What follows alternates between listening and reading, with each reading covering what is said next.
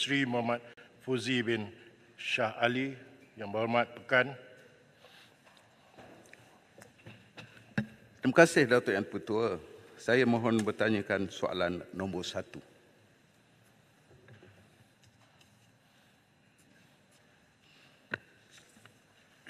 Datuk Speaker, Assalamualaikum warahmatullahi wabarakatuh. Terima kasih rakan saya dari Pekan. Sejurus selepas ancaman COVID semakin reda, rakyat Malaysia memohon pasport dengan kadar yang begitu tinggi. Peningkatan permohonan yang diterima oleh Jabatan Immigration itu meningkat dengan berkali-kali ganda. Baik. Akibatnya berlaku kesesakan di pejabat pengeluar pasport, terutama di Lembah Kelang.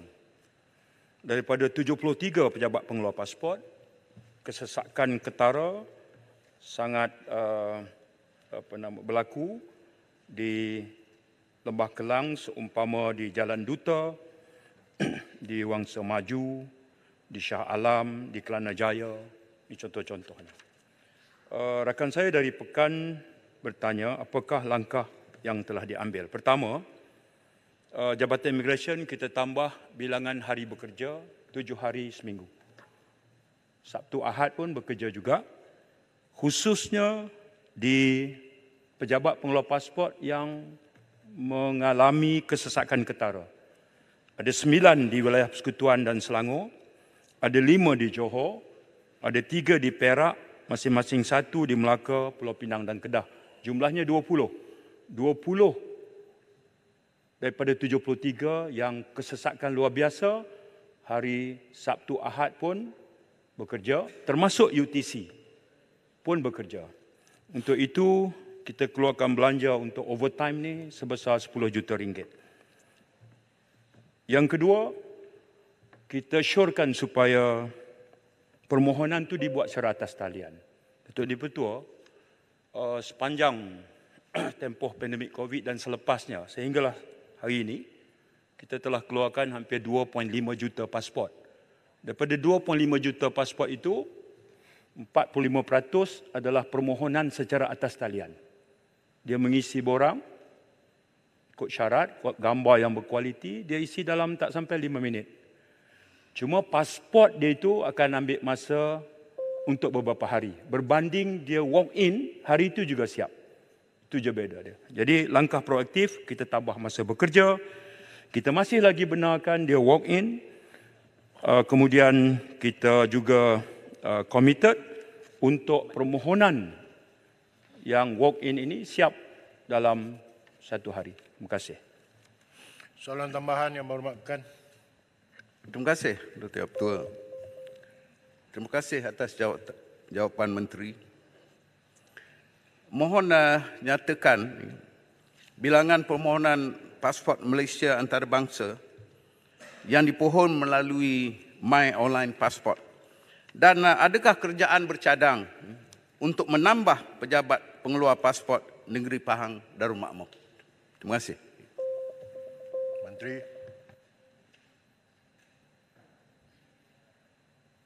Terima kasih. Datuk Dipertua, permohonan secara atas talian, saya cuma bagi angka yang diluluskan. Jumlah memohon tak dalam rekod saya, tapi jumlah yang diluluskan itu adalah 45% daripada 2.5 juta yang telah dikeluarkan. Baik. Apakah ada rancangan untuk menambah pejabat pengeluar pasport di Pahang? Buat masa ini belum.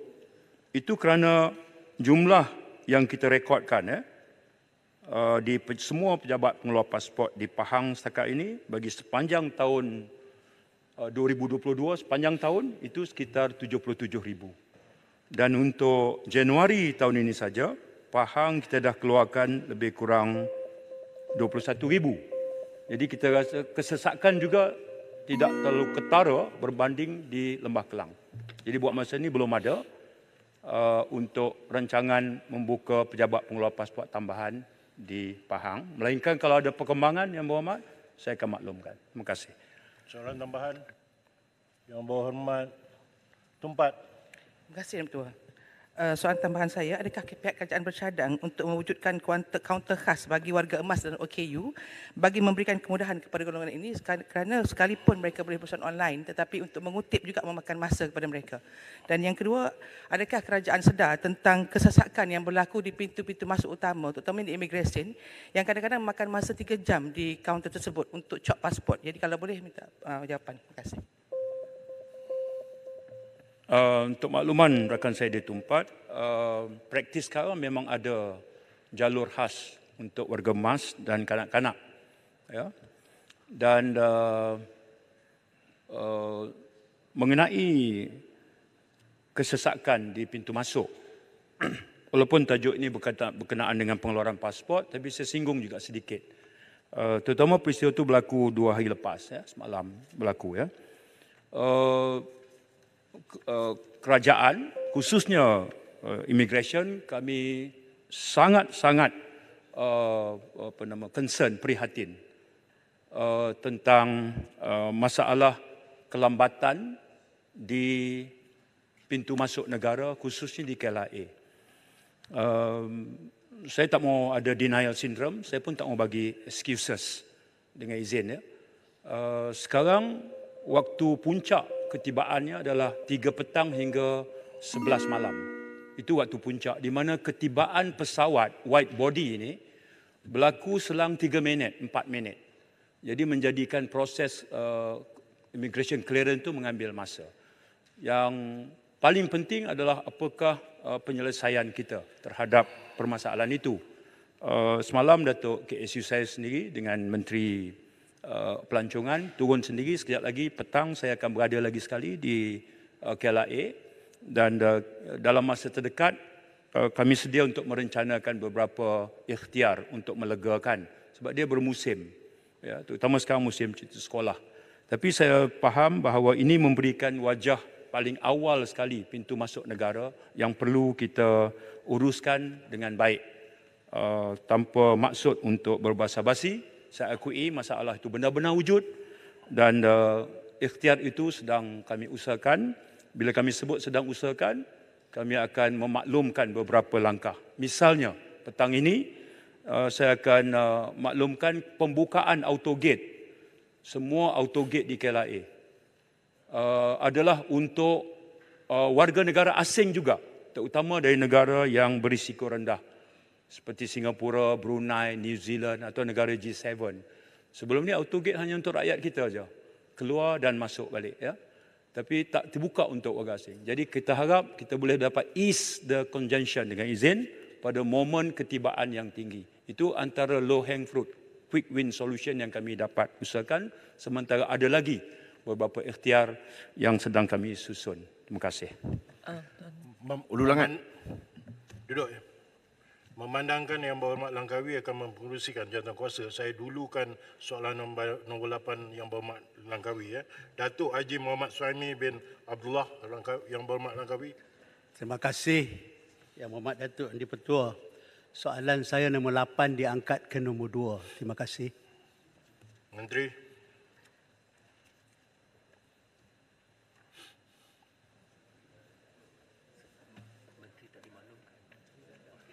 Memandangkan Menteri tidak dimaklumkan dan Yang Berhormat sepatutnya pergi untuk mempengerusikan jawatankuasa. Jadi kita tunggu Menteri. Ya. Menteri masuk nanti saya akan dulukan. Ya. Silakan Yang Berhormat Datuk Seri Dr. Ronald Kendi Beluran. Terima kasih Datuk Yang di-Pertua. Soalan saya soalan nombor 2. Maklumkan Menteri. Menteri. Bismillahirrahmanirrahim. Assalamualaikum warahmatullahi wabarakatuh. Terima kasih kepada Yang Berhormat Beluran di atas soalan yang dikemukakan pada pagi ini. Tuan Yang Bertuah, dalam mendepani geopolitik serantau dan antarabangsa yang semakin mencabar, termasuk persaingan kuasa-kuasa besar dunia, harus ditekankan bahawa prinsip asas yang menunjangi dasar luar negeri Malaysia akan kekal dipertahankan. termasuklah prinsip menghormati kemerdekaan, kedaulatan, keutuhan wilayah asing, sikap tidak mencampuri urusan negara lain serta penyelesaian masalah secara aman. Kerangka umum ataupun parameter yang menyelia pelaksanaan dasar luar negeri akan dijajarkan dengan aspirasi kerajaan perpaduan untuk membangunkan Malaysia Madani demi mengangkat semula martabat kegemilangan Malaysia di peringkat global. Kementerian Luar Negeri akan sentiasa berusaha untuk memastikan pelaksanaan dasar luar negeri mampu mencerminkan dan menterjemah aspirasi Malaysia Madani oleh Yang Amat Berhormat Perdana Menteri di peringkat persada antarabangsa. Aspirasi tersebut akan juga dipikul secara bersama dengan kewujudan 106 pejabat perwakilan diplomatik Malaysia di luar negara dengan matlamat utama iaitu untuk memperkukuh hubungan dua hala Malaysia dengan negara-negara lain ke arah merancangkan penjanaan ekonomi serta menarik pelaburan asing dalam bidang-bidang yang wajar diterokai seperti pertanian pintar, ekonomi hijau dan industri 4.0. Pada hemat saya, pelaksanaan dasar luar negeri yang berkesan mampu menjadi pemangkin kepada ekonomi Malaysia yang lebih berdaya maju dan mampan. Sejajar dengan Malaysia Madani yang menekankan kesejahteraan insan dan keadilan sosial, kementerian ini juga akan memperjuang dan menangani pelbagai cabaran antarabangsa melalui wadah diplomasi dua hala, pelbagai hala mahupun serantau dalam mengetengahkan perjuangan hak-hak golongan tertindas termasuk rakyat Palestin dan Rohingya, Islamofobia, perubahan iklim, keterjaminan makanan dan perang perdagangan.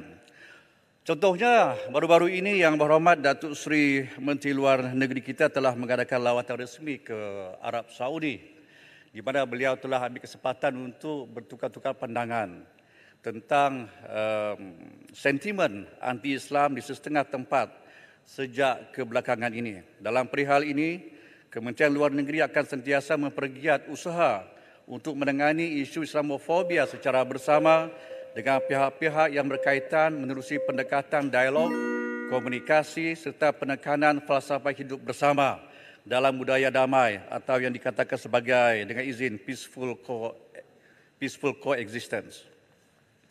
Tuan Dipertua, maju ke hadapan, Kementerian Luar Negeri akan meneroka bidang-bidang keutamaan yang selari dengan aspirasi kerajaan semasa dengan mengadakan perbincangan dan sesi libat urus bersama pelbagai pihak dan pemegang taruh tatkala mendepani arus perkembangan geopolitik semasa.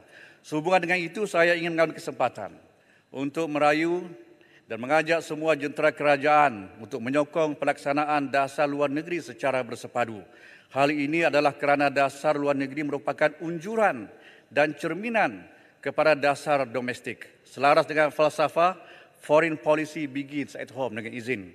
Justru pada hemat saya, tanggungjawab ini wajar dipikul secara bersama oleh kita semua. Sekian dan terima kasih. Yang Berhormat Beluran, tambahan. Terima kasih Datuk Yang Di-Pertua. Semalam 25 hari bulan Februari, CNN melaporkan Chinese fighter jet confronts US Navy plane as tensions simmer in the South China Sea. Datuk Di-Pertua, apa yang berlaku di Laut Cina Selatan di kehadapan ini adalah satu poin yang boleh menyebabkan konflik di rantau Asia ini. Dan adakah dasar menghormati kedaulatan, non-interference seperti yang diungkap secara panjang lebar oleh Timbalan Menteri tadi akan memberi manfaat kepada Malaysia as far as South China Sea tension pada kita. Jadi SPS South China Sea, apa yang sedang berlaku di South China Sea, dasar kita ini akan memberi manfaat pada negara kehadapan ini. Terima kasih. Terima kasih Yang Berhormat Uluran. Memang prinsip asas itu begitu, bahwa tidak ada interference dan juga kita akan hormati kedaulatan dan juga penyelesaian masalah secara aman. Dalam isu Laut Cina Selatan ini, Tuan Speaker, ingin saya nyatakan bahawa persetujuan di bawah deklarasi tata laku pihak-pihak berkepentingan di Laut Cina Selatan atau dengan izin Declaration on the Conduct of Parties in the South China Sea, DOC, di mana negara-negara ASEAN telah pun bersetuju untuk meneliti satu Code of Conduct of the South China Sea bersama dengan China. Jadi kita mahu juga, pihak China juga menghormati COC kita ini. Tetapi untuk makluman Dewan Yang Mulia ini, COC ini sedang lagi dirundungi. Tapi kita ada Declaration of Conduct. DOC ini adalah persetujuan umum yang telah pun dipersetujui oleh ASEAN dan juga pihak negara China. Dan kita akan memberi jaminan bahawa rundingan akan terus berjalan dan kita akan terus kekal untuk mempertahankan hak dan kedaulatan negara kita juga, insyaAllah. Terima kasih. Tuan Yang Bertuah. Julau. Soalan tambahan. Soalan tambahan di sebelah kanan. Yang berhormat Ibu Timur. Terima kasih Timbalan Speaker. Apa yang disebutkan tadi oleh pihak Beluran dan juga Timbalan Menteri amat penting bahawasanya kita sekarang berada di dalam satu zaman yang agak penuh dengan konflik. Tetapi adakah pihak kementerian perlu dan akan pertimbangkan mungkin satu langkah lebih depan daripada non-alignment dengan izin kepada active neutrality. Sebab kita berada di satu zaman di mana kalau kita asyik berkecuali sahaja, ia sebenarnya telah tidak memadai. Saya tidak menyatakan kita perlu memilih pilih kasih antara satu sama lain, tetapi dengan engagement secara lebih mendalam di peringkat pelbagai hala dan juga dua hala sama ada dengan China dan US dalam konteks dibawa oleh Beluran, adakah kita perlu dan akan pertimbangkan mengambil pendekatan active neutrality, iaitu engage bukan saja berkecuali. Apa pandangan Timbalan Menteri?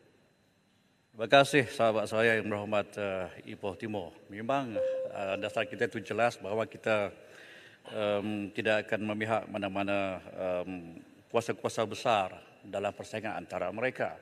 Ini sejajar dengan kedudukan Malaysia sebagai ahli dalam NAM, NAM ini, Non-Aligned Movement. Walau bagaimanapun yang berhormat, ingin saya nyatakan bahawa kita mengambil satu sikap yang berhati-hati mengenai kuasa-kuasa besar ini. Kerana kita tahu China dan juga Amerika Syarikat merupakan rakan dagang yang cukup besar dan cukup penting kepada negara kita. China telah kita tingkatkan lagi, bukan setakat sebagai rakan dagang biasa tetapi sebagai perkongsian strategik komprehensif pada tahun 2013 manakala Amerika sebagai perkongsian komprehensif pada tahun 2014. China sahaja, Tuan Speaker, dan juga negara kita mencatatkan nilai dagang sebanyak 487 bilion ringgit. Manakala Amerika Syarikat sampai 267 bilion ringgit. Ini merupakan suatu fakta yang cukup penting kita perhatikan supaya kita dapat kepentingan ini secara berterusan. Saya faham kadang kita perlu membuat satu take side, okay? Tetapi dalam perkara besar seumpama ini melibat kuasa besar dunia, kita kena lihat yang mana untuk kepentingan negara demi menjamin kebaikan khususnya dari segi hubungan dagang kita. Terima kasih. Boleh soalan tambahan? Soalan tambahan. Yang berhormat. Pasal petinggi ahli. Yang berhormat. Berikutannya saya mempersilakan Yang Berhormat Langkawi ada sini. Berikutannya saya mempersilakan Yang Berhormat Dr. Calvin Yee Lee Yuan Yang Berhormat Bandar Kuching. Terima kasih Tuan Yang Pertua. Bumi Sarawak, bumi kenyalang. Makan laksa, hati lega. Awal pagi saya datang, soalan saya nombor 3.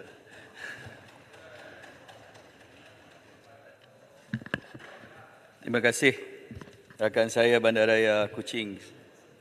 Pantun berkenaan laksa, pagi tadi saya sarapan mi kolok Sarawak. Yang Ketua, hasil rundingan Kementerian Kesihatan dengan syarikat MySJ Sendirian Berhad, kedua-dua pihak telah mencapai persetujuan seperti berikut. Kontrak bagi perolehan pengurusan aplikasi MySejahtera secara rundingan terus adalah untuk tempoh 2 tahun, iaitu mulai 1 April 2021 hingga 31 Mac 2023. Kesemua modul di bawah aplikasi MySejahtera adalah milik Kerajaan Malaysia.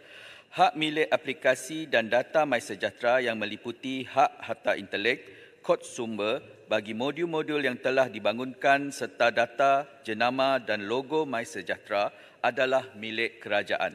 Kerajaan mempunyai hak penuh ke atas penggunaan platform MySejahtera melalui lesen platform kekal perpetual license dengan izin tanpa sebarang kos walaupun kontrak tidak dilanjutkan atau sekiranya kerajaan membuat keputusan melantik pihak lain untuk mengurus aplikasi MySejahtera dan kerajaan boleh menguruskan pembinaan modul-modul tambahan dengan menggunakan lesen ini bagi sebarang keperluan daripada segi pendigitalan kesihatan awam tanpa sebarang sekatan. Tuan Yang di-Pertua, selaras dengan show PAC pada 4 Oktober 2022, Kementerian Kesihatan komited dalam menjadikan aplikasi MySejahtera sebagai alat pengurusan kesihatan awam negara selaras dengan pelan pendigitalan perkhidmatan kesihatan melalui fungsi-fungsi seperti berikut. Surveillance penyakit berjangkit seperti TB, denggi, demam campak, penyakit anjing gila dan penyakit tangan, kaki dan mulut. Rekod vaksinasi di bawah program imunisasi kebangsaan Malaysia, rekod saringan penyakit tidak berjangkit kepada individu berumur 40 tahun dan ke atas di bawah inisiatif saringan kesihatan kebangsaan, pendaftaran ikrar deman organ, rekod pendemaan darah dan tempahan janji temu untuk saringan kesihatan dan klinik dan juga program berhenti merokok. Sekian, terima kasih. Yang berhormat Bandar Kuching, soalan tambahan. Terima kasih Timbalan Menteri atas jawapan yang terperinci tersebut. Kita tahu bahawa aplikasi MySejahtera ini banyak kebaikan dan banyak aplikasi yang sebenarnya baik untuk negara. Tetapi dalam jawapan yang diberikan, dikatakan kontrak yang dipersetujui tersebut adalah untuk masa 2 tahun. Setahu saya, tahun ini akan berakhir. Jadi saya nak tanya, apakah hala tuju kerajaan dalam rundingan dengan MySejahtera dan adakah kontrak ini akan dipanjangkan? Berapakah yang telah dibayar dan perlu dibayar jika ia dipanjangkan? Dan soalan kedua, apakah langkah-langkah yang boleh diambil untuk memastikan isu-isu yang timbul dalam rundingan tersebut seperti yang dikatakan oleh laporan PAC tidak diulangi dalam mana-mana rundingan pada masa hadapan oleh pihak KKM. Sekian, terima kasih. Terima kasih Bandaraya Kuching atas soalan tambahan tersebut. Kementerian telah mengadakan rundingan bersama dengan MySJ Sendirian Berhad dan hasil rundingan tersebut akan dibentangkan kepada jemaah menteri dan dalam masa terdekat bersama dengan hala tuju aplikasi MySejahtera. Adakah kerajaan akan mengangkat MySejahtera ini sebagai satu super apps untuk kesihatan ataupun hala tuju yang lain? Dan juga berkenaan tentang pembayaran ataupun jumlah yang telah dipersetujui oleh kerajaan melalui perbincangan dan juga siling yang telah ditetapkan oleh MOF. MOF telah meletakkan siling sebanyak 160 juta dan juga nilai tersebut telah dirunding dan juga terdapat pembayaran dan data tersebut akan saya berikan secara bertulis kepada Yang Berhormat Bandaraya Kuching. Dan juga di sini saya ingin menambah Yang di-Pertua berkenaan tentang hala tuju MySejahtera. Kerajaan menyasarkan akan mengangkat aplikasi ini sebagai Digital Public Health Super App di mana kita ingin menjadikan apps ini sebagai satu data raya di hujung jari dan semua maklumat-maklumat berkenaan tentang kesihatan dan berjumlah 32 juta data tersebut akan kita gunakan untuk melihat bagaimanakah hala tuju kesihatan dari segi mendapatkan bajet dan juga menyediakan perkhidmatan yang terbaik dan memudahkan rakyat.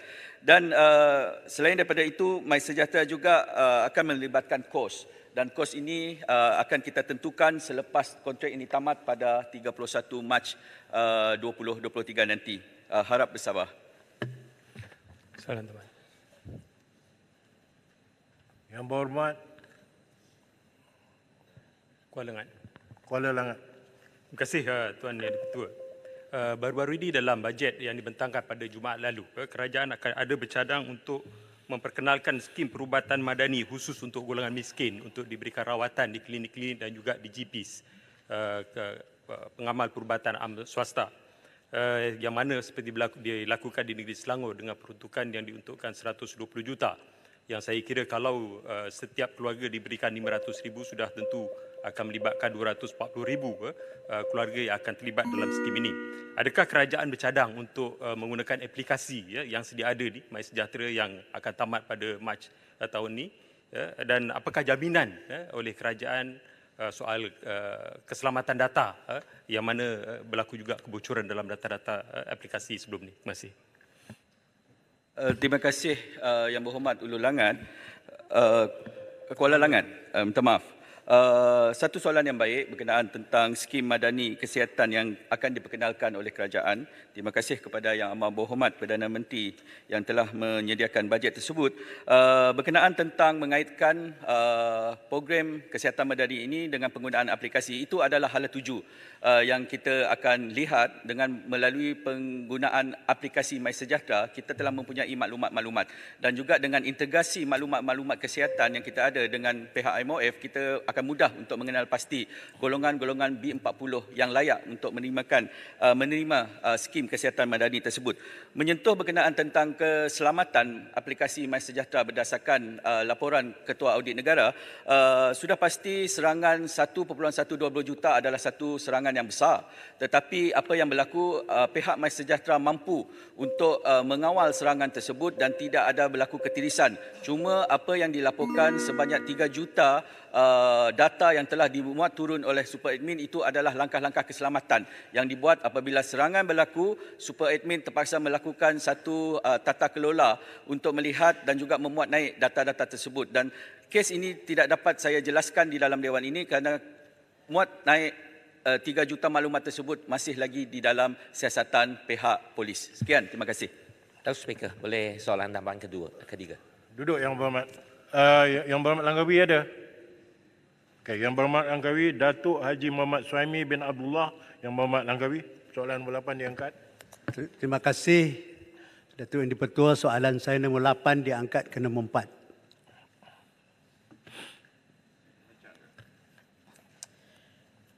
Bismillahirrahmanirrahim. Assalamualaikum warahmatullahi wabarakatuh. Terima kasih Yang di-Pertua. Terima kasih Wabil Langkawi. Perkhidmatan feri di Pulau Langkawi bertumpu di Terminal Feri Penumpang Kuah Langkawi. Pada tahun 2019 sebelum COVID-19, jumlah bilangan penumpang yang menggunakan Terminal Feri Kuah adalah seramai 2.043 juta orang. Pada masa ini, terminal tersebut tiada merekodkan sebarang masalah yang ketara kerana masih berfungsi di dalam kapasitinya. Terminal ini juga bebas daripada fenomena sedimentasi kerana ia terletak di pulau, menyebabkan tempat merapat feri atau berth dengan izin boleh didapati setiap masa tanpa dipengaruhi oleh air pasang surut. Bagi laluan Kuala Kedah Langkawi, jumlah kekerapan perkhidmatan adalah mencukupi, iaitu 5 trip pergi dan balik. Pada masa ini, pengusaha feri telah mempunyai jumlah feri yang mencukupi, iaitu sebanyak 12 buah feri yang boleh digunakan setiap hari mengikut permintaan. Sebagai persediaan menghadapi 5.23, pengusaha feri telah bersedia dengan jumlah feri bergantung kepada permintaan apabila tiba masanya. Walau bagaimanapun, Terminal Feri Kuala Kedah dan Terminal Feri Penumpang Kuala Perlis mengalami masalah kadar sedimentasi yang tinggi. Seterusnya menyebabkan alur pelayaran dan besin selalu cetek. Pengerukan secara berkala diperlukan bagi menjamin keselamatan pelayaran dan kebolehsampaian feri penumpang Roro, bot tunda, barge dan juga bot nelayan yang menggunakannya. Bagi laluan Kuala Perlis Langkawi, pada masa ini jumlah trip ditentukan oleh paras pasang surut kerana kerja-kerja pengerukan masih belum selesai sepenuhnya. Keseluruhan kerja-kerja pengerukan meliputi 7 blok dan pada masa ini 6 blok telah pun selesai pengerukan dan keseluruhan kerja-kerja pengerukan dijangka siap sepenuhnya pada 15 Mei 2023, iaitu sebelum 5.23 bermula, insya-Allah. Dari tahun 2003 hingga 2022, sebanyak 78 juta ringgit telah diperuntukkan bagi kerja-kerja pengerukan di Muara Kuala Kedah, manakala 101.1 juta telah pun diperuntukkan bagi kerja-kerja pengerukan di Muara Kuala Perlis pula.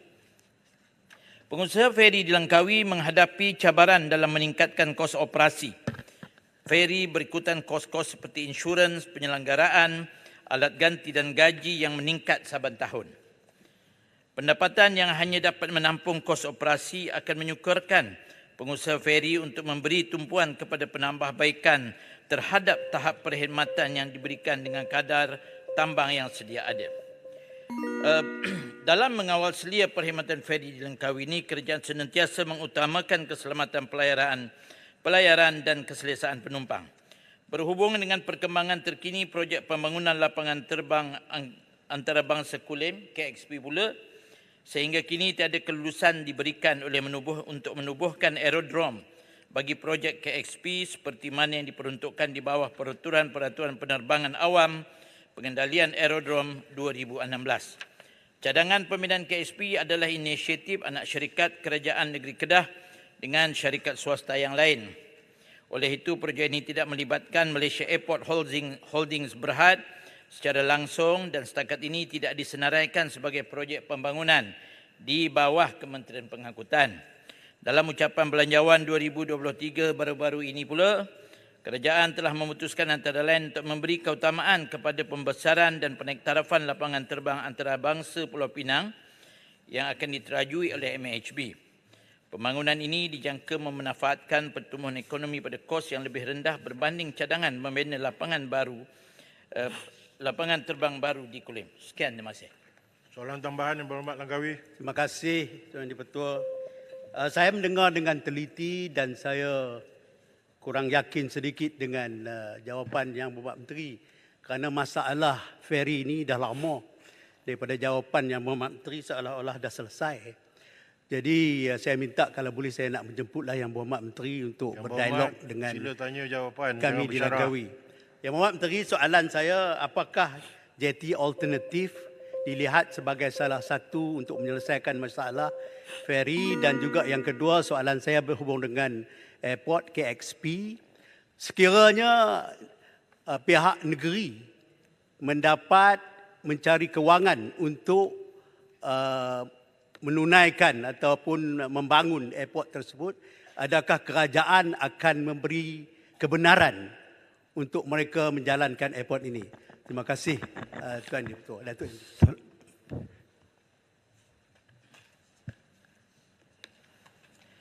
Terima kasih YB Langkawi.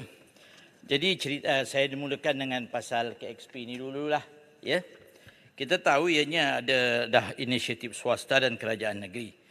Tetapi sebagaimana yang kami melihat perkara ini, iaitu tentang kapasiti penerbangan, ya. Berdasarkan pelan indok Penang lah, tempat saya sebut Penang dulu, yang disediakan oleh pihak MHB sebelum ini disemak semula pada tahun 2020, ianya mempunyai beberapa fasa untuk pembangunannya, iaitu fasa pertama iaitu menaik taraf untuk menampung 12 juta penumpang setahun dan mampu bertahan hingga 2032. Fasa 2-nya pula naik taraf untuk menampung 16 juta penumpang dan mampu bertahan sehingga tahun 2042. Dan fasa 3-nya pula ialah naik taraf untuk menampung 20 juta penumpang dan mampu bertahan insya-Allah hingga tahun 2052. Jadi di sini kita melihat bahawasanya apabila airport Pulau sekarang ini, airport Pulau Pinang mempunyai sebelum Covid ianya mencecah 8 juta penumpang sebelum Covid. Tahun lepas 4 juta lebih baru nak pick up balik lah, insya-Allah. Jadi sebab itu, ya, di sini kita melihat kalaulah sekiranya airport Pulau Pinang ini sudah mencapai satu tahap tak mampu lagi, mungkin KSP ini akan menjadi complementary airport. Dan saya juga dipahamkan bahawa airport ini adalah untuk lebih kepada kargo juga. Di Pulau Pinang pun ada juga servis kargo juga, ya. Jadi sehubungan dengan itu, kerajaan belum lagi belum lagi mempertimbangkan cadangan pembinaan lapangan terbang baharu di Kulim sehinggalah keupayaan lapangan terbang Pulau Pinang mencapai tahap maksimum. Setelah keupayaannya tidak ditingkatkan lagi ke tahap maksimum pada masa yang akan datang, ya. Ini cerita berkaitan dengan Kulim itulah, ya. Jadi saya rasa mungkin Langkawi fahamlah maksud jawapan saya. Keduanya ialah tentang JT ini, mungkin, ya, saya tak berani nak mengatakan terus di sini ianya boleh saya bawa balik kementerian untuk dikaji balik, untuk dilihat semula. Yang mana lebih cost efektif, bina barukah atau pengerukan yang akan berterusan. Kerja kita tahu sedimentasi ini ianya bukan berhenti, keruk, tak berapa tahun, mendak balik. Kita tengoklah perkara ini semua. Jadi untuk membina JT apa ini sebagai alternatif, kita kena balik dulu, kita kena kaji dulu. Barulah saya dapat memberikan jawapan. Soalan tambahan Tuan Yang Ketua. Terima kasih. Abang masuk. Soalan tambahan di sebelah kanan saya yang berhormat. Tuan Yang Ketua selalu ambil belah kanan, belah kiri tak tengok. Saya mangkit banyak kali lah. Yang berhormat, saya mengikut giliran. Giliran lah tu, saya pun mangkit awal. Bertanya soalan tambahan di sini. Lepas tu di kanan. Ya, duduk yang sana berhormat. tanya apa, sana tambahan. Duduk yang berhormat. Kena bagi hadis Silakan sikit Beli Pulau. Duduk. Terima kasih Malang Speaker. Saya ingin bertanya berkenaan soalan mengenai perkhidmatan feri, dan kita semua maklum terutama sekali complaints daripada pelancong-pelancong asing, dan saya boleh baca antara yang dalam Trade Advisor ni, crossing Kuala Perlis in all crowded and bad smelling took 1.5 hours from Kuala Perlis. Jadi ini antara salah satu komplain. Saya boleh baca banyak lagi. Dan perkhidmatan feri antara Kuala Perlis ke Langkawi ni, rating dia sangat rendah. Dan apakah jurisdiction Kementerian Pengangkutan dalam menentukan bahawa perkhidmatan feri ini boleh dinaik taraf dan juga perkhidmatannya boleh di improve dari segi perkhidmatan feri kepada orang awam. Terima kasih. Terima kasih YB. Sudah pastinya insya-Allah kalaulah seperti apa yang saya katakan tadi dalam jawapan utama saya, bahawa feri-feri ini selain pada yang 5 trip sehari ini, memang ada feri-feri yang akan digunakan mengikut permintaan. Dia orang ada sampai 12 buah feri. Jadi ini satu perkara, kalau seperti apa yang dinyatakan oleh yang berhormat tadi, insya-Allah dengan izin we will look into it, apakah keperluan untuk menambah lagi feri supaya taklah menjadi so crowded. Satu. Keduanya tentang penaik tarafan dalam feri ini, ya. Jadi rasanya itu juga saya katakan tadi, dengan kadar tambang, dengan ada semua ini kepayahan untuk menambah lebih baik lagi, ya. Memang kita memanglah pelanggan ni menjadi keutamaan kita. Tapi insya-Allah yang berhormat, saya akan balik kementerian, mungkin insya-Allah sebagaimana kata Langkawi tadi. Saya pernah naik Langkawi ferry ni sebenarnya. Saya pernah naik tapi beberapa tahun dahulu. Tak tahulah saya perkembangan yang terkini. Insya-Allah saya akan pergi naik ke sana melihat sendiri. Travel, pulang balik insya-Allah. We will look into it dengan izin. Insya-Allah. Terima kasih. Soalan berikutnya Datuk Ali bin Biju yang berhormat Saratuk. Terima kasih Tuan Yang Dipertua. Soalan saya adalah soalan nombor 4 yang asal, tapi sekarang dah jadi nombor 5 dah. Terima kasih. Terima kasih Yang Berhormat Saratok, Yang Berhormat Tuan Yang Dipertua. Yang Amat Berhormat Perdana Menteri, dalam sidang media pasca mesyuarat Majlis Tindakan Pelaksanaan Perjanjian Malaysia 1963 yang telah diadakan pada 20 Januari di Kuching, telah mengumumkan bahawa penyerahan kuasa kawal selia perbekalan elektrik Negeri Sabah kepada Kerajaan Negeri Sabah ditetapkan pada 1 Januari 2024. Jadi ini adalah sebahagian daripada proses yang berlangsung dengan 2 fasa. Yang disebut tadi adalah tentang penyerahan kuasa kawal selia, dan fasa kedua ialah pengambilalihan Sabah Electricity Sdn Bhd SESB yang dijangka pada tahun 2030. Bagi memastikan proses penyerahan kuasa dilaksanakan secara teratur, pihak kementerian akan melaksanakan tindakan-tindakan berikut.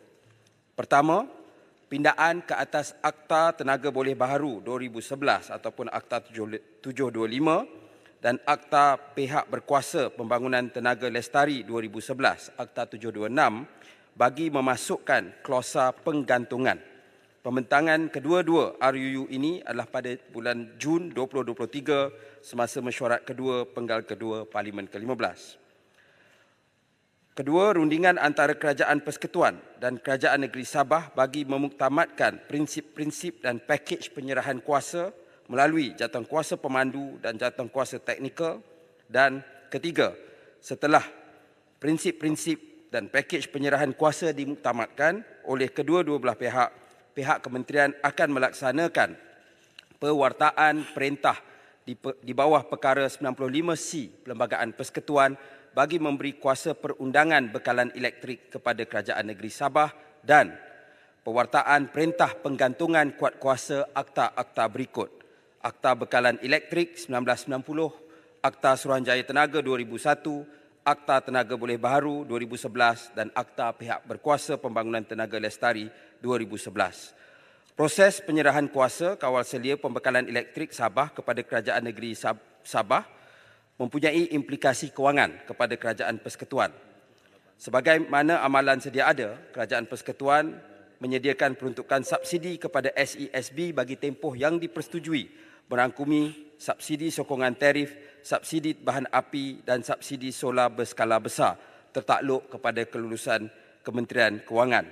Namun butiran detail tentang jumlah tersebut masih lagi dalam proses rundingan untuk dimuktamadkan. Terima kasih. Soalan tambahan Yang Berhormat Saratok. Terima kasih di atas jawapan Menteri.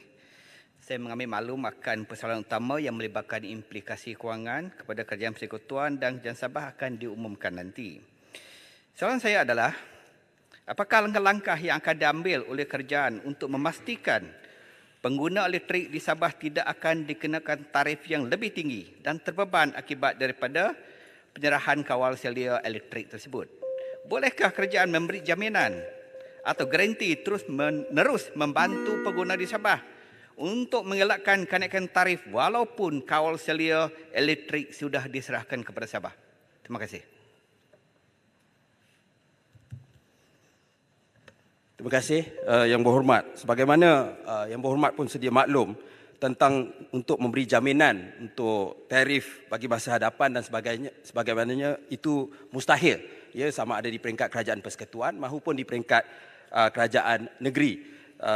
Yang kita boleh maklumkan, ya, dalam keadaan hari ini Kerajaan Persekutuan sememangnya telah memberikan subsidi. Kalau pada tahun 2021 jumlahnya ialah sebanyak 368 juta untuk subsidi bahan api, 310 juta untuk subsidi solar, large scale solar, subsidi sokongan tarif pula sebanyak 32.4 juta, jumlahnya 711 juta.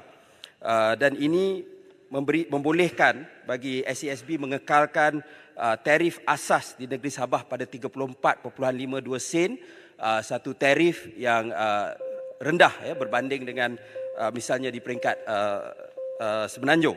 Jadi atas dasar itu, ya, kita akan harga tarif di negeri Sabah bagi masa akan datang akan bergantung kepada soal harga bahan api dan juga pembangunan bekalan elektrik di negeri Sabah yang sebagaimana kita tahu berdepan dengan cabaran khususnya di bahagian pantai timur kerana tidak mempunyai infrastruktur sumber tenaga bahan api sebagaimana ada di pantai barat negeri Sabah itu tersendiri. Tetapi Kerajaan Persekutuan sememangnya sebelum ini telah memberi bantuan kewangan yang besar bagi bekalan elektrik di negeri Sabah. Soalan tambahan kedua. Puncak Borneo, Yang Berhormat. Terima kasih Yang Berhormat Menteri. Saya melihat inisiatif pemberian kuasa bidang kuasa elektrik ini kepada Sabah adalah sesuatu yang baik, tetapi saya juga ingin bertanyakan sama ada kerajaan kita pada hari ini sudah bersedia untuk membeli lebihan ataupun reserve tenaga elektrik daripada Sarawak. Sebab Sarawak sekarang ini kita mempunyai 10,000 megawatt excess of electricity supply. Jadi ada baiknya kita menggunakan renewable energy ini untuk negeri Sabah dan juga Semenanjung kerana kita ada akses. daripada yang sedia kala ini kebanyakan independent power generator ni dia menggunakan tenaga batu arang dan sebagainya yang lebih tidak environment friendly. Jadi soalan saya, adakah kerajaan sudah bersedia untuk melihat keadaan ini dan secara tidak langsung ia juga boleh memberi satu pendapatan baru kepada negeri Sarawak? Terima kasih. Terima kasih Puncak Borneo. Untuk makluman, kalau selepas 1 Januari 2024, keputusan itu di tangan kerajaan negeri Sabah, ya, bila kita turunkan kuasa kawal selia bekalan elektrik kepada kerajaan negeri Sabah. Buat masa ini sememangnya ada, ya, bekalan elektrik yang diambil daripada tengah dibincangkan pengambilan tenaga elektrik untuk Sabah daripada negeri Sarawak untuk hubung utara antara kedua-dua negeri tersebut dari segi bekalan elektrik. Namun masalah asas dia masih ada, iaitu yang ada masalah energi yang kritikal yang masih bergantung kepada diesel ialah di sebelah pantai timur. Ya, pantai barat yang bersempadan dengan Sarawak ada akses kepada hidro ataupun mini hidro dan juga ada akses kepada gas. Yang ada masalah bekalan elektrik ialah di sebelah pantai timur. Ya, jadi itu yang kita cuba selesaikan, sama ada melalui bekalan gas kepada pantai timur ataupun menerusi hubungan grid yang kedua di bawah untuk pantai timur daripada pantai barat negeri Sabah. Speaker. Soalan yang kelima, yang berhormat Tuan Azli bin Yusof, yang berhormat Shah Alam. Terima kasih ya, Datuk Yang di-Pertua, yang adil saksama lagi tampan. Soalan saya nombor 5 dianjak ke nombor 6. Terima kasih kepada Yang Berhormat Shah Alam kerana menanyakan satu soalan yang cukup relevan buat masa ini, iaitu mengenai ekonomi gig. Tuan Yang di-Pertua, untuk makluman ahli-ahli Dewan Yang Mulia ini, kerajaan melalui Perkeso menyediakan inisiatif skim keselamatan sosial pekerjaan sendiri SKSPC kepada orang bekerja sendiri OBS, termasuk pekerja ekonomi gig di bawah Akta Keselamatan Sosial Pekerjaan Sendiri Akta 789. SKSPC menawarkan faedah kepada orang bekerja sendiri yang dilindungi seperti berikut. 1. Faedah perubatan. 2. Faedah hilang upaya sementara. 3. Faedah hilang upaya kekal. 4. Allowance layanan sentiasa. 5. Faedah orang tanggungan. 6. Faedah pengurusan mayat. 7. Kemudahan pemulihan jasmani dan vocational. Dan yang ke-8, faedah pendidikan. Bermula Oktober 2021, semua pekerja gig di sektor pengangkutan dan penghantaran barangan serta makanan telah diwajibkan untuk mencarum dalam SKSPC. Berdasarkan statistik Perkeso, dari Januari sehingga Disember 2022, seramai 374,906 orang bekerja sendiri telah mempunyai perlindungan skim keselamatan sosial pekerja sendiri SKSPC. Daripada jumlah tersebut, 3,107 adalah merupakan penghantar e-hailing aktif dan 59,799 orang terdiri daripada pekerja e-hailing. Pelbagai inisiatif dan program telah dilaksanakan sebagai galakan kepada pekerja sektor informal termasuk pekerja ekonomi gig berdaftar dan mencarum dengan Perkeso. Antaranya, 1. Perkeso telah melantik ejen korporat untuk membantu menggalakkan pekerja sektor informal untuk mencarum dalam SKSPC. Perkeso telah mengadakan sesi libat urus dengan kementerian dan agensi yang berkaitan seperti bekerjasama dengan Kementerian Pengangkutan di mana mencarum dengan SKSPC telah menjadi syarat untuk lesen memandu vocational GDL yang dikeluarkan oleh Jabatan Pengangkutan Jalan. Seterusnya, Perkeso juga telah memeterai memorandum persefahaman MOU dengan syarikat atau agensi yang berkaitan. Antaranya, Perkeso telah menjalin kerjasama dengan McDonald's Malaysia dengan menandatangani memorandum persefahaman pada 17 Oktober 2022 bagi memastikan semua penghantar makanan McDonald's melalui perkhidmatan McDelivery dicarum dan dilindungi dengan SKSPC. Perkeso turut mengadakan program seranta antara program pemimpin bersama masyarakat, kempen kesedaran, aktiviti skuad prihatin dan sinergi perkeso, hebahan melalui media cetak dan elektronik serta media sosial. Tuan Yang di-Pertua, namun begitu dalam mewajibkan jaminan perlindungan insurans bagi semua sektor informal termasuk sektor ekonomi gig, Perkeso telah menghadapi pelbagai cabaran, antaranya masih tiada dasar atau satu perundangan khusus untuk menjaga kebajikan pekerja ekonomi. Selain daripada itu, pekerja ekonomi gig tidak dilindungi bawah Akta Kerja 1955, Ordinan Buruh Sabah Bab 67 dan Ordinan Buruh Sarawak Bab 76. Pekerja ekonomi gig juga tidak mendapat faedah gaji minimum dan pendapatan pekerja ekonomi gig yang tidak konsisten dan ianya bersifat sementara. Terima kasih. Soalan tambah Yang Berhormat Shah Alam. Terima kasih Yang Berhormat Menteri. Kita walaupun mengetahui bahawa banyak inisiatif yang dilakukan oleh kerajaan termasuk caruman-caruman padanan untuk pekerja sendiri dan sektor gig ekonomi ini, tetapi mengikut Jabatan Perangkaan Malaysia masih lagi 30% di kalangan mereka ini tidak mempunyai caruman dalam Perkeso. Yang keduanya, 80% daripada mereka tiada caruman dalam KWSP yang merupakan skim simpanan saraan hari tua. Sedangkan 70% daripada pekerja gig ekonomi ataupun P-Hailing ini menjadikan pekerjaan ini adalah merupakan pekerjaan utama mereka. Jadi soalan saya ialah setakat manakah komitmen daripada kerajaan untuk mengusahakan dan mewajibkan agar adanya suatu dasar ataupun akta yang jelas untuk membela nasib pekerja gig ekonomi ini. Terima kasih. Yang di-Pertua, seperti yang ahli-ahli berhormat sedia maklum, kerajaan telah memutuskan untuk mewajibkan semua orang yang bekerja sendiri, termasuk pekerja gig, untuk mendaftar dan mencarum di bawah Skim Keselamatan Sosial Pekerjaan Sendiri, SKSPC, Perkeso, di bawah pengumuman Belanjawan 2023. Sebagai Menteri Semua Manusia, saya akan memastikan dasar ini dapat dilaksanakan dalam waktu terdekat, seboleh-bolehnya sebelum hujung tahun ini. Berkaitan penabungan untuk saran hari tua, pada ketika ini, Kementerian Semua Manusia sedang mengkaji perlindungan pekerja gig dalam satu perundangan yang khusus untuk menjaga kebajikan pekerja ekonomi gig, termasuk mereka yang bekerja sendiri. Terima kasih. Yang Berhormat, silakan.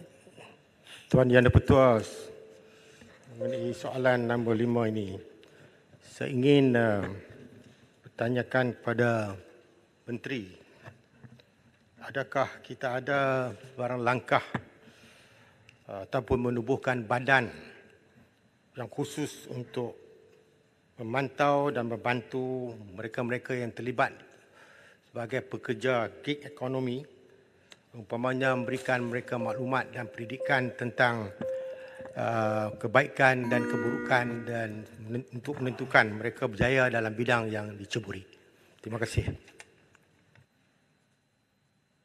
Tuan Yang di-Pertua, buat masa ini Perkeso menjalankan banyak aktiviti-aktiviti untuk melihat apakah kaedah terbaik untuk membantu pekerja-pekerja dalam ekonomi gig ini.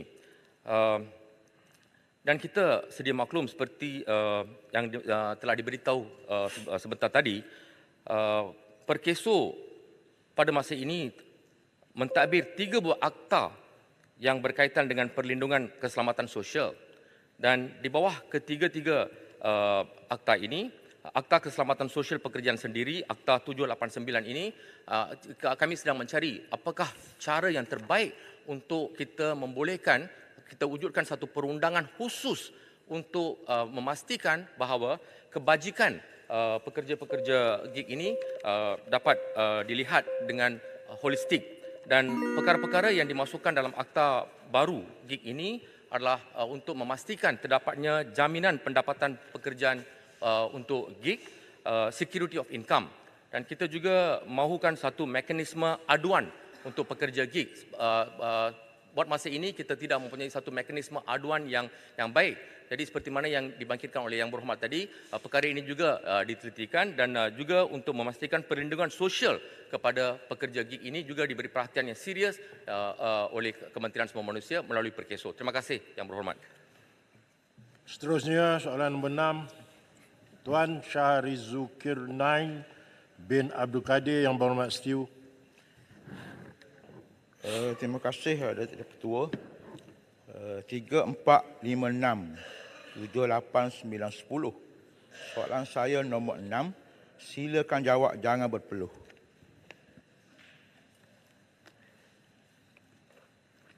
Terima kasih Datuk Tuan Ketua. Terima kasih juga kepada YB Setia. Saya berjawab tak ada peluh pun. Berkenaan dengan soalan ini, persepsi YB Setiu sebenarnya adalah tidak benar. Kegiatan along, loan shark dengan izin atau perniagaan wang tanpa lesen adalah satu jenayah komersial.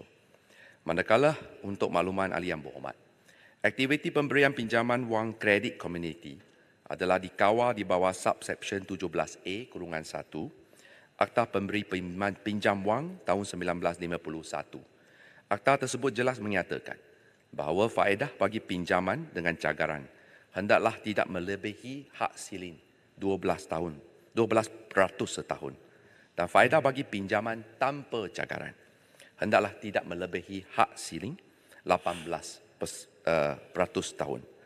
Akta tersebut melalui subsection 17A-2 juga telah menerangkan bahawa faedah tidak boleh pada bila-bila masa dikutip oleh pemegang lesen akan suatu jumlah yang melebihi jumlah pokok yang kena dibayar. Oleh yang demikian, tempoh dan jumlah bayaran semula, ansuran perlu mematuhi Akta 400 dan semua peraturan-peraturan pemberi pinjaman, kawalan dan pelesenan tahun 2003. Kadar faedah nominal dan kadar faedah efektif di bawah Akta ini adalah sama dan ia tidak terkesan dengan kadar dasar semalaman ataupun OPR yang ditetapkan oleh Bank Negara Malaysia. Pemberian pinjaman di bawah Akta 400 juga adalah untuk tempoh yang singkat dan charge faedah diambil berdasarkan kepada tempoh pinjaman yang dibuat. Selaras dengan prinsip pembiayaan bertanggungjawab atau dengan izin, responsible lending, syarikat kredit komuniti akan melaksanakan penilaian risiko berdasarkan pelaporan kredit yang diperolehi daripada agensi pelaporan kredit yang berdaftar di bawah Kementerian Kewangan untuk menilai kemampuan peminjam sebelum memperolehi sesuatu fasiliti pinjaman sekaligus mengelakkan kes-kes pinjaman tidak berbayar. Berdasarkan kepada penilaian tersebut, syarikat kredit komuniti boleh mengenakan kadar faedah yang bersesuaian asalkan ia tidak melebihi kadar faedah maksimum yang ditetapkan oleh Akta. Kegiatan pemberian pinjaman wang tanpa lesen merupakan satu jenayah komersial dan tindakan pemantauan serta siasatan lanjut dilaksanakan oleh pihak Jabatan Siasatan dan Jenayah Komersial Polis Diraja Malaysia. Untuk maklumat yang berhormat, bagi memastikan perlindungan kepada pengguna, mana-mana syarikat kredit komuniti yang didapati melanggaри kadar faedah yang dibenarkan boleh diambil tindakan oleh kementerian melalui subsection 17A-4 iaitu dikenakan denda tidak melebihi RM20,000 atau dipenjara selama tempoh tidak melebihi 18 bulan atau kedua-duanya. Tambahan pula, Akta 400 telah menyatakan bahawa syarikat kredit komuniti adalah dilarang untuk mengenakan faedah kompaun ke atas peminjam atas mana-mana keingkaran pembayaran melalui Seksyen 17 Akta 400. Sekian, terima kasih. Soalan tambahan Yang Berhormat setiu. Terima kasih Menteri. Soalan tambahan saya, berapakah pemegang lesen kredit komuniti seluruh negara mengikut kaum? Dan sejauh manakah pinjaman melalui kredit komuniti ini patuh syariah? Dan apakah langkah-langkah kerajaan untuk membenteras alung yang telah mengugut para pelanggan sehingga sampai ke peringkat mengancam nyawa mereka? Sekian, terima kasih. Terima kasih kepada Yang Berhormat Setiu yang mempunyai 3 soalan tambahan. Di mana pertama, berapakah jumlah pemegang lesen syarikat kredit komuniti yang terkini? Sehingga 31 Januari tahun ini, terdapat 4,817 pemegang lesen syarikat kredit komuniti yang aktif, lebih kurang 60% adalah dari golongan Bumiputera. Yang kedua, sama ada KPK berapakah pembiayaan yang patuh syariah? Untuk maklumat Yang Berhormat, KPKT sedang dalam pengubalan Akta Kredit Pengguna yang diterajui oleh Kementerian Kewangan dan Suruhanjaya Security Commission, dan ianya akan mengambil kira peruntukan bagi pembiayaan patuh syariah dan pajak gadai Islam oleh industri bukan pembangkang. Tentang kegiatan Along, Yang Berhormat boleh lapor kepada Polis Diraja Malaysia. Terima kasih. Yang Berhormat Pahir Besar. Terima kasih Timbalan Yang Dipertua. Terima kasih Yang Menteri atas jawapan yang agak komprehensif. Persoalan saya kepada Yang Menteri ada 2 perkara. Perkara yang pertama, isunya adalah perlindungan kepada pengguna. Kerana pengguna khususnya anak muda adalah golongan yang paling fragile dalam keadaan ekonomi tak menentu. Cuma Yang Menteri dan Yang Berhormat Tambun ada sentuh isu CCOB, Consumer Credit Oversight Board, to enact satu akta namakan Consumer Credit Act. Saya tahu Yang Hormat, isu kredit komuniti ini amat besar. Salinan perjanjian pun tak diberi kepada peminjam, interest tinggi, syarikat berubah, dan juga tidak ada tanda tangan peminjam dalam pinjaman-pinjaman yang diberikan. Cuma persoalan kepada Yang Menteri, bila kita buat CCOB dan CCA ini, bagaimana hubung kait di antara akta yang sedia ada, Akta 400 ni? Adakah akta itu berada di bawah CCOB ataupun Akta 400 berada seiring? Dan yang keduanya, bagaimana strategi untuk kita menerangkan? Sebab pelaksanaan CCA ini tahun hadapan Yang Berhormat Menteri, sudah pasti rakyat kena tahu bagaimana penjelasan supaya tidak lagi rakyat tertipu dengan skam-skam yang ada di negara kita. Terima kasih Yang Berhormat Menteri. Terima kasih Yang Berhormat atas keprihatinan. Seperti yang dikatakan oleh Yang Berhormat, kerajaan amat prihatin untuk melindungi kepentingan pengguna. Untuk maklumat Yang Berhormat, sebenarnya mengikut Akta Peminjam Wang Berlesen tahun 1951, sebenarnya ia dulu asalnya adalah ordinan, kemudian dipinda pada tahun 2003. Untuk maklumat Yang Berhormat, seperti yang saya terangkan tadi, siapa-siapa yang langgar kepada peruntukan akta tersebut, dia boleh dikenakan tenda tidak melebihi RM20,000 ataupun penjara 18 bulan. Oleh kerana itu, memang akta memberikan perlindungan. Dan untuk maklumat Dewan Yang Mulia ini, memandangkan ini adalah sejak zaman ordinan peminjam wang berlesen. Sekiranya dibandingkan dengan negara-negara lain, sebenarnya kadar faedah peminjam wang kredit komuniti di Malaysia adalah antara yang paling rendah di rantau ini. Saya bagi contoh, di Hong Kong, jumlah faedahnya adalah 24% hingga 60%. Dari Filipina, no limit, willing borrower, willing lender. Yang ketiga, Singapura, 20%. Malaysia pula 12 sampai 18%. Jika dibanding dengan Australia, jumlah faedah 48%. Jika India, 21%. Oleh kerana itu sebenarnya di Malaysia, faedah kredit komuniti adalah antara yang paling rendah. Dan sebenarnya kerajaan tidak ada cadangan untuk menaikkan faedah peminjam tersebut untuk melindungi hak pengguna dan menjaga kepentingan perniagaan yang berlesen ini. Sekian, terima kasih. Soalan yang ketujuh, Tuan Zahir bin Hassan Yang Berhormat Wang Semaju. Terima kasih Datuk Yang Ketua. Soalan asal saya nombor 7, kini nombor 8. Terima kasih.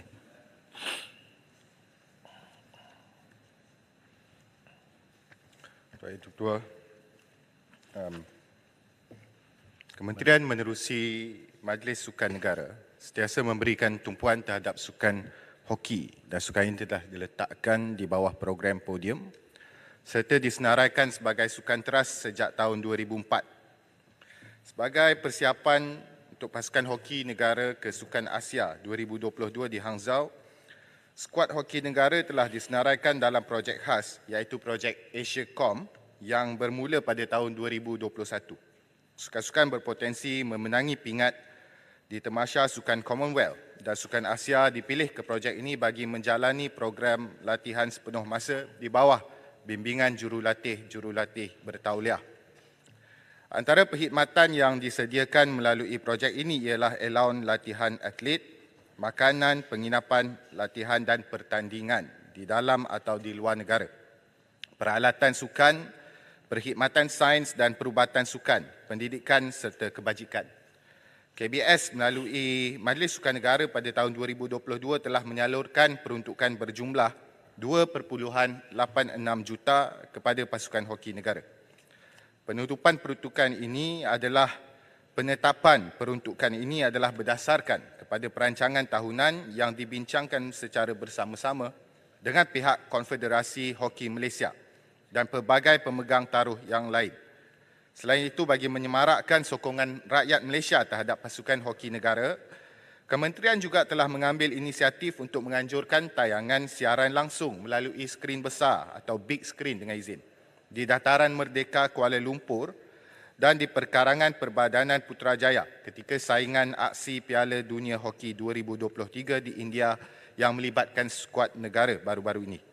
Inisiatif tayangan siaran langsung melalui skrin besar melibatkan sukan hoki ini akan diperluaskan ke negeri-negeri lain pada masa akan datang. Sekian, terima kasih. Soalan tambahan yang berhormat. Terima kasih di atas jawapan yang lengkap. Cuma saya ingin tanya apakah perancangan kementerian untuk terus melaksanakan strategi pembangunan sukan khususnya hoki termasuk jangkauan komuniti dan mengenal pasti bakat-bakat baru.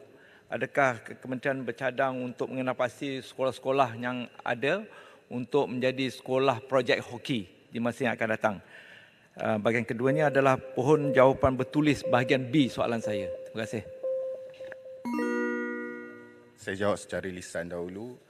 Kementerian melalui MSN dengan kerjasama Konfederasi Hoki Malaysia telah mewujudkan program pembangunan hoki kebangsaan NHDP bagi mencungkil bakat-bakat muda dari peringkat akar umbi. Program ini telah dilaksanakan bermula tahun 2021 dengan peruntukan sebanyak RM2 juta dan pada 2022 peruntukan sebanyak 2.5 juta telah diluluskan oleh pihak kerajaan.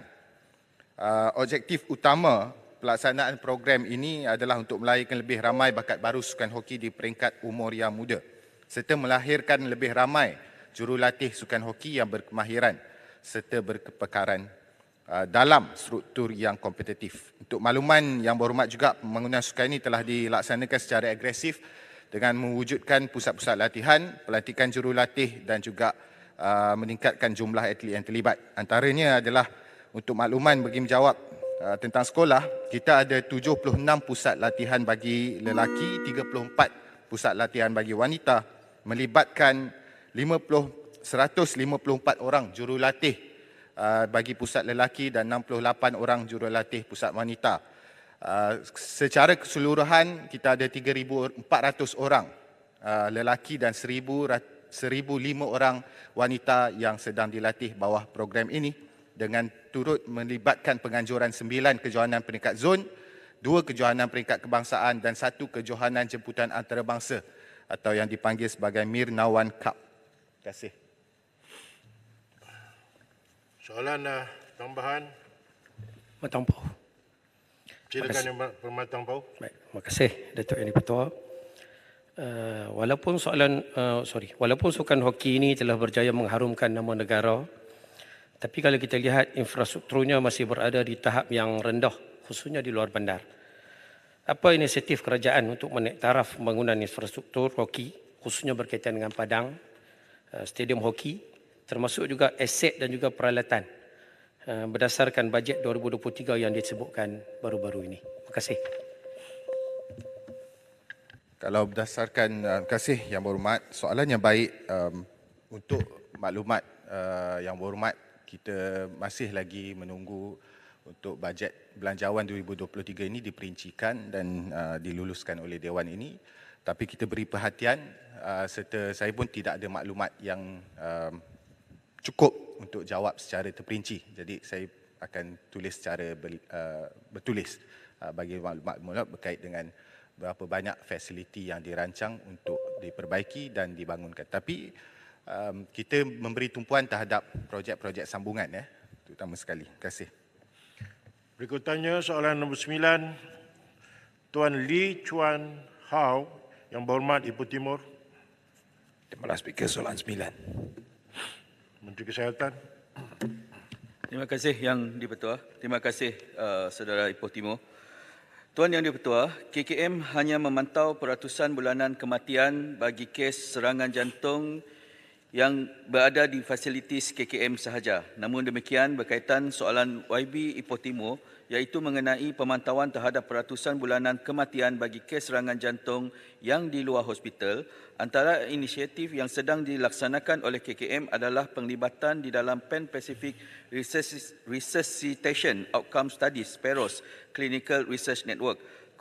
Kolaborasi ini bertujuan untuk meningkatkan sistem perkhidmatan perubatan kecemasan dan kelangsungan hidup kes-kes dengan izin out of hospital cardiac arrest (OCA) di rantau Asia Pasifik. Ia dilaksanakan dengan mengumpul maklumat baseline berkenaan prevalence dengan izin perawatan dan outcome kes-kes OCA, menerangkan variasi yang terdapat di dalam kesemua sistem perkhidmatan perubatan kecemasan yang terbabit, dan seterusnya mencadangkan beberapa intervensi yang boleh dilaksanakan bagi menangani kes-kes OCA di rantau ini, bagi membolehkan KKM bertindak dengan lebih efisien dan objektif dalam menangani kes-kes sebegini dalam masa akan datang.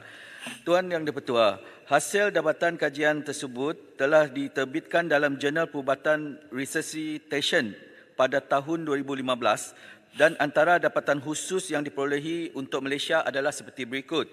Sebanyak 389 kes OCA telah dicatatkan di 3 pusat pengumpulan data di Malaysia, iaitu Lembah Kelang, Kota Baru dan Pulau Pinang dari Januari 2009 hingga Disember 2012, dengan 84.1% dianggap berpunca daripada jantung. Sebanyak 47% daripada jumlah kes yang dicatatkan dengan kejadian disaksikan oleh seseorang. Sebanyak 37.1% kes mempunyai unknown unshockable rhythm yang dicatatkan sebagai first arrest rhythm. Sebanyak 22.6% kes menerima bantuan CPR oleh pemerhati bystander dengan izin, dengan 2.6% menerima bantuan defibrilasi dan 12.7% menerima suntikan adrenalin oleh pasukan respon pra-hospital. Sebanyak 8% kes mendapat rawatan lanjut di hospital Yang di-Pertua. Untuk makluman Ipoh Timur, terdapat juga maklumat-maklumat berkenaan tentang serangan jantung di luar premis KKM, dan juga maklumat-maklumat tersebut mempunyai banyak data. Saya akan berikan data tersebut secara bertulis. Sekian, terima kasih. Soalan tambahan Yang Berhormat Ipoh Timur.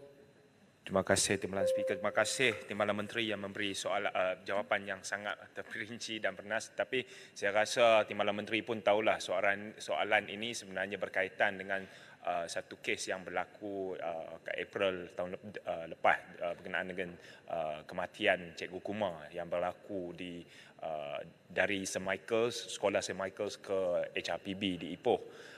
Sebenarnya saya nak tanya soalan sebenarnya mendasar berkenaan adakah atau tidaknya sesuatu garis panduan atau peraturan atau protokol yang memberi kuasa atau ruang bagi paramedik atau ambulans untuk sampai lebih daripada 15 minit selepas panggilan kecemasan untuk tidak dilaksanakan CPR atau cardiopulmonary resuscitation.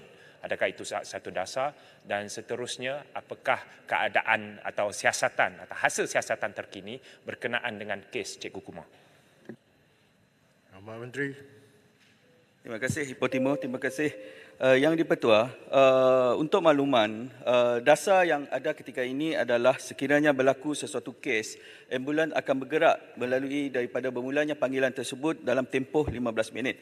Saya juga maklum berkenaan tentang kes yang berlaku di Ipoh pada tahun lepas, dan juga buat ketika ini bagi memastikan orang awam mendapat chance of survival yang tinggi dalam kes OCA, pelibatan semua pihak amat penting dan ianya bermula di semua peringkat komuniti. Susulan itu, Resuscitation Academy, iaitu sebuah badan mewakili pakar-pakar yang terlibat dalam Cardiac Arrest Registry, telah mencadangkan 10 langkah dan juga salah satu langkah adalah mewujudkan Cardiac Arrest Registry komprehensif dan juga berkenaan tentang apa yang telah disoal oleh Ipoh Timur berkenaan tentang pemberian CPR. Pihak KKM sedang memperhaluskan SOP yang terbaik untuk memastikan dan juga mengelak insiden-insiden seperti yang berlaku sebelum ini berulang, dan juga kita akan memastikan perkhidmatan ambulan untuk sampai ke sesebuah ataupun ke sesuatu kes mengikuti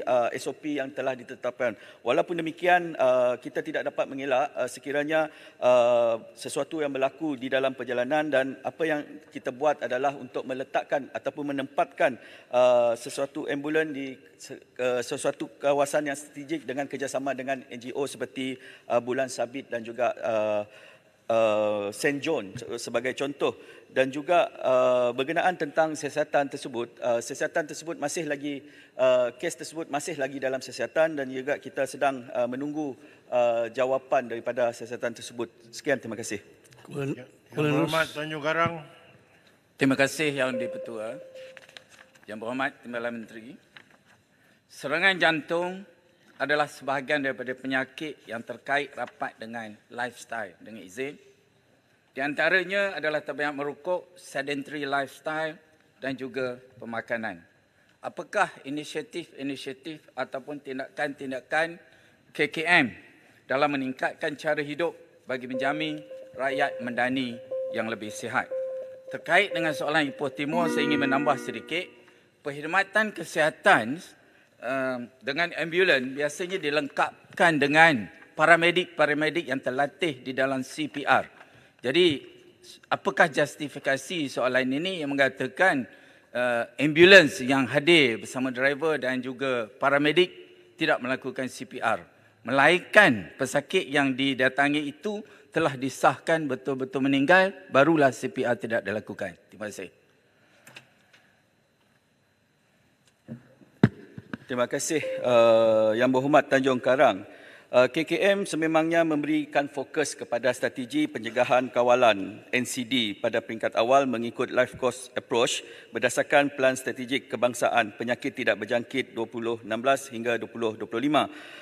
Polisi, pelan dan perkhidmatan mengikut life course approach ini untuk pencegahan dan kawalan NCD mengambil kira keperluan kesihatan dan sosial di semua peringkat kehidupan.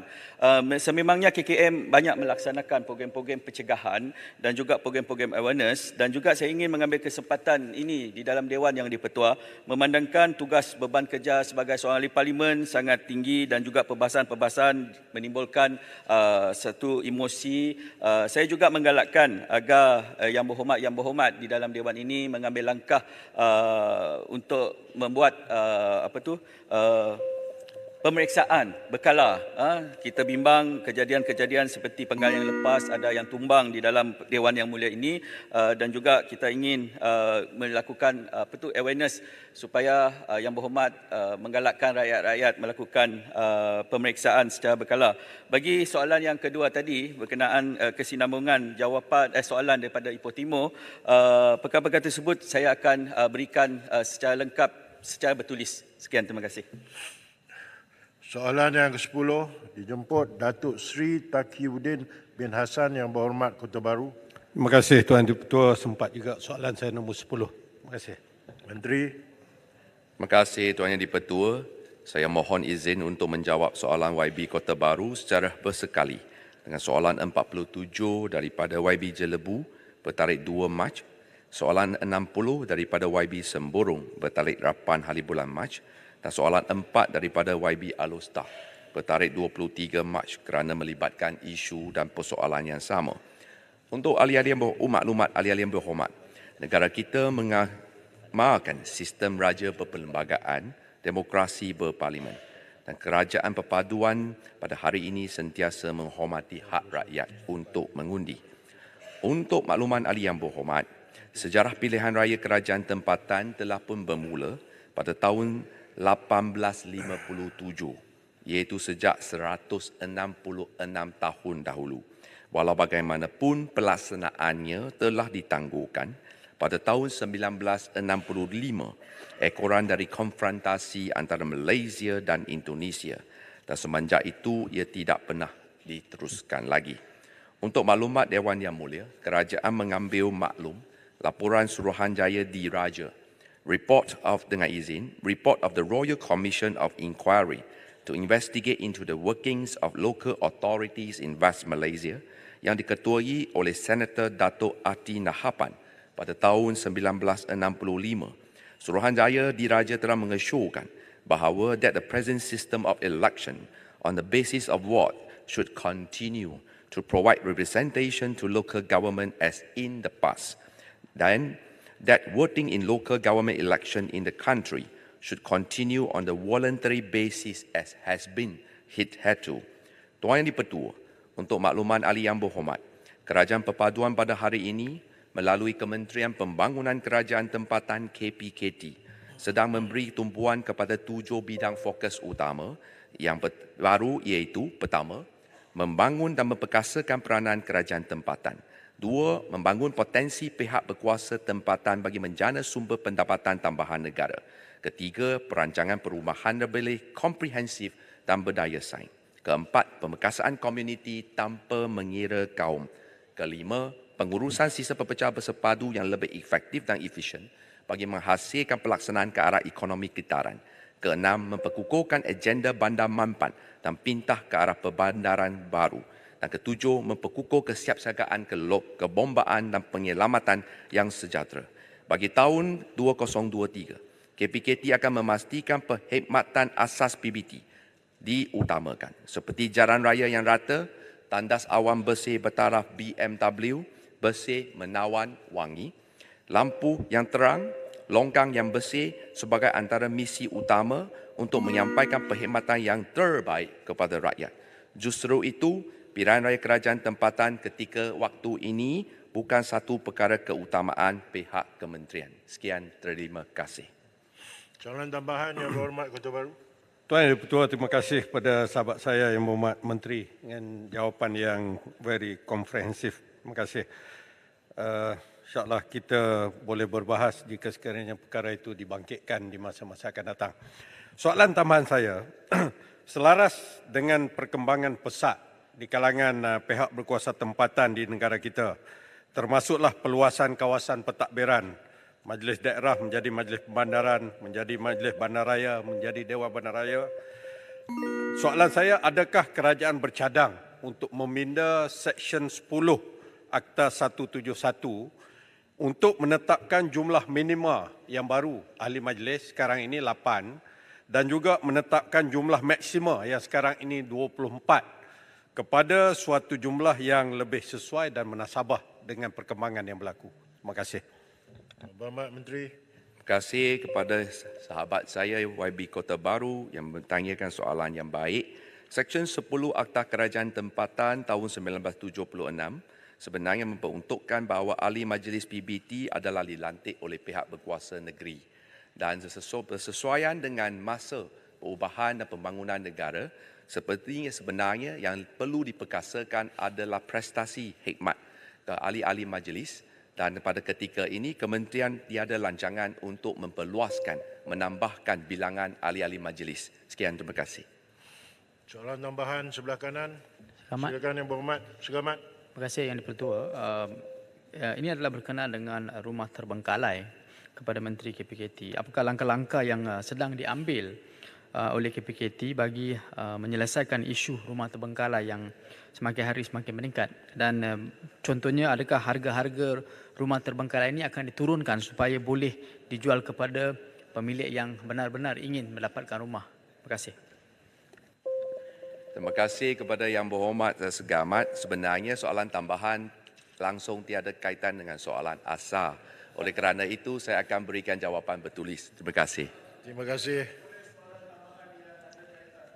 Yang Berhormat, saya teruskanlah ya. Pasal dasar saya cuba nak bagi pengalaman saya sebagai wakil rakyat, dulu-dululah, sampai 6-7 saja. Saya nak cuba bagi seberapa banyak. Kerana amat penting di bawah sana, pengundi-pengundi anda melihat anda bereaksi di dalam Dewan. Itulah matlamat saya. Ya. Okey, berikutannya saya persilakan, tapi saya difahamkan Yang Berhormat Sandakan tidak ada. Saya teruskan ke soalan yang nombor 12 ya. Tuan Cik Alias bin Hamid, Yang Berhormat Kemaman. Terima kasih Yang di-Pertua. Soalan Kemaman nombor 12. Terima kasih Tuan Yang di-Pertua. Untuk makluman ahli yang berhormat, sebanyak 90 kes pembalakan haram telah direkodkan di seluruh negara pada tahun 2022. Daripada jumlah tersebut, sebanyak 1 kes bagi negeri Johor, 10 kes Kelantan, 1 kes Negeri Sembilan, 1 kes Pahang, 11 kes Perak dan 2 kes Selangor. Manakala sebanyak 4 kes pembalakan haram direkodkan bagi negeri Sabah dan 60 kes pembalakan haram telah direkodkan di Sarawak. Penjenayah yang melakukan kesalahan tersebut telah didakwa di bawah Akta Perhutanan Negara Akta 313 di Semenanjung Malaysia, Ordinan Hutan 2015 Bab 71 di Sarawak dan Enactment Hutan 1968 Sabah No. 2 of 1968 di Sabah. Tentang penggunaan teknologi, NRECC menerusi Jabatan Perhutanan Semenanjung Malaysia, Jabatan Perhutanan Sabah dan Jabatan Hutan Sarawak turut mengambil pendekatan menggunakan teknologi seperti sistem Forest Monitoring Using Remote Sensing FMRS dengan izin di Semenanjung, sistem Continuous Monitoring of Surveillance COMOS di Sarawak dan serta sistem aplikasi I4 Sabah di Sabah dalam aspek pemantauan dan penguatkuasaan hutan di negara ini. Sistem ini menggunakan teknologi Geographic Information System dengan izin GIS, penderiaan jarak jauh, remote sensing dan image satelit berresolusi tinggi yang boleh mengesan sebarang perubahan dalam kawasan hutan simpan kekal.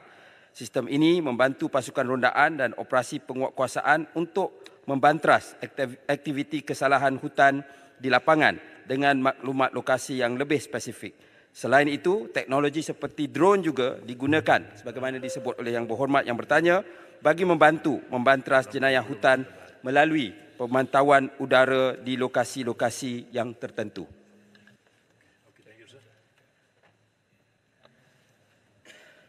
Silakan.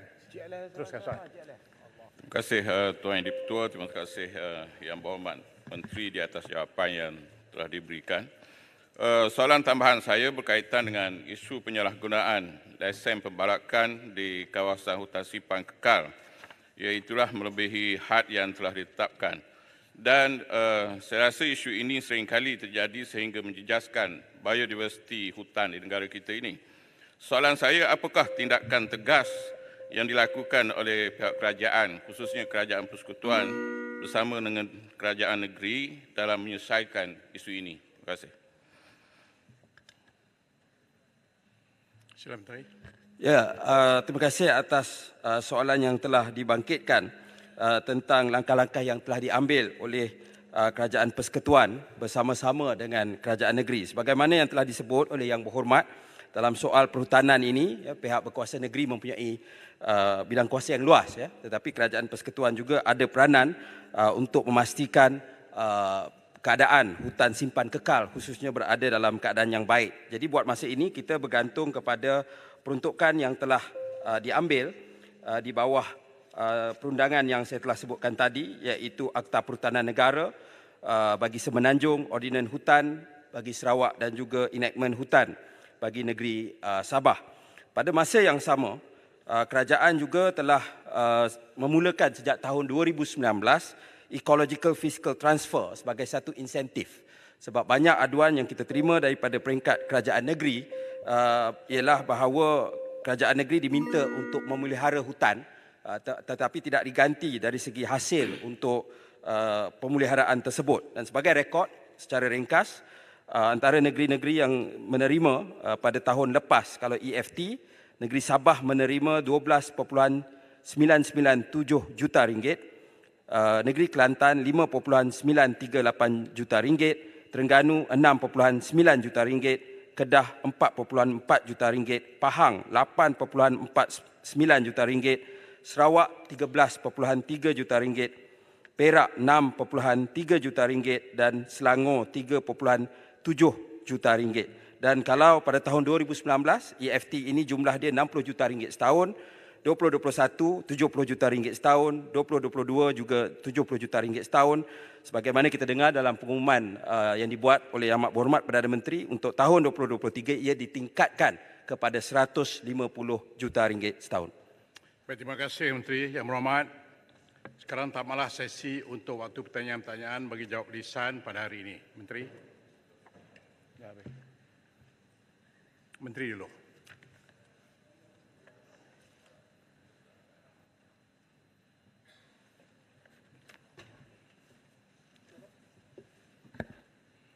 Tuan Yang Dipertua, mengikut Peraturan Mesyuarat 12.1, saya pohon mencadangkan bahawa mesyuarat pada hari ini tidak akan ditangguhkan sehingga jam 7.30 malam dan selepas itu majlis mesyuarat akan ditangguh sehingga jam 10 pagi hari Selasa 28 Februari 2023. Menyokong. Tuan Speaker, saya mohon menyokong. Terima kasih ahli yang berhormat. Sekarang saya kemukakan masalah kepada majlis untuk diputuskan. Masalahnya ialah usul seperti yang dikemukakan tadi hendaklah disetujukan. Ahli yang bersetuju kata bersetuju dan yang tidak kata tidak. Usul disetujukan. Aturan urusan mesyuarat dan usul-usul DR2 2023 Rang Undang-Undang Pembekalan 2023 perbahasan atas masalah bahawa rang undang-undang ini dibacakan kali yang kedua sekarang. Standing order kah? Ya, Yang Berhormat, saya bangun di atas perkara